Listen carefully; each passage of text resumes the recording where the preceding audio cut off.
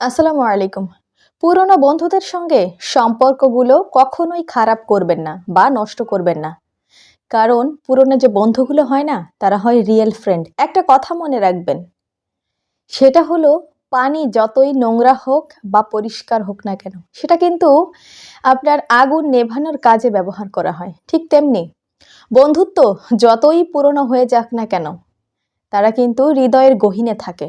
আর বিশেষ করে পুরনো বন্ধুত্ব, তাদের কোনো তুলনাই হয় না। ছোটবেলার স্মৃতি, ছোটবেলার বন্ধুত্বগুলো, সেগুলো একদম রিয়েল হয়, যেটাকে বলে রিয়েল ফ্রেন্ড। এই ফ্রেন্ডগুলোকে কখনো ভোলা যায় না।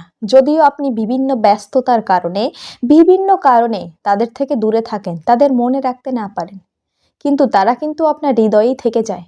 অনেকদিন পরে হঠাৎ যখন আপনার তাদের কথা মনে পড়ে, তাদের নামগুলো মনে পড়ে, আপনি কিন্তু খুব আবেগে আপ্লুত হয়ে যান। কিন্তু বর্তমান সময়ে এসে আপনার যখন পূর্ণ যৌবনে থাকেন, তখন যে ফ্রেন্ডগুলো হয়, সে ফ্রেন্ডদের সাথে আপনি কথা বলেন, আড্ডা দেন, কিন্তু সেই ফিলিংসটা আপনি উপভোগ করতে পারেন না, যেটা ছিল আপনার সেই পুরনো স্মৃতিতে পড়ে থাকা বন্ধুগুলোর কাছে, যেটা তাদের সাথে মিশলে আপনি ফিল করতে পারতেন।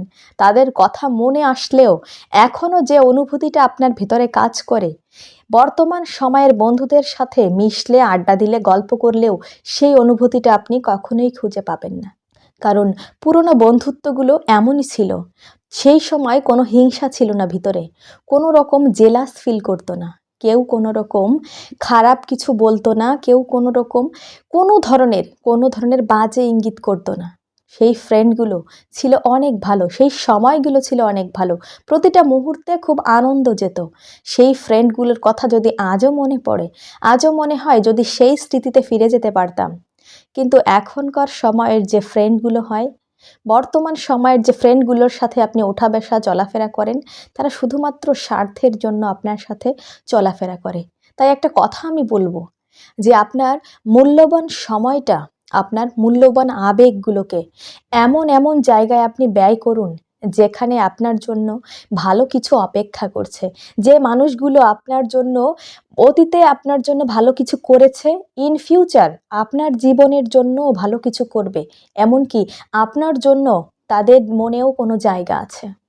আপনার আবেগ অনুভূতি আপনার কাছে অনেক মূল্যবান, তাই না? তাহলে এই আবেগ অনুভূতিগুলোকে আপনি কেন এমন পাত্রে দান করবেন, যে পাত্রগুলো আপনার এই আবেগ অনুভূতিগুলো গ্রহণ করার যোগ্যই নয়?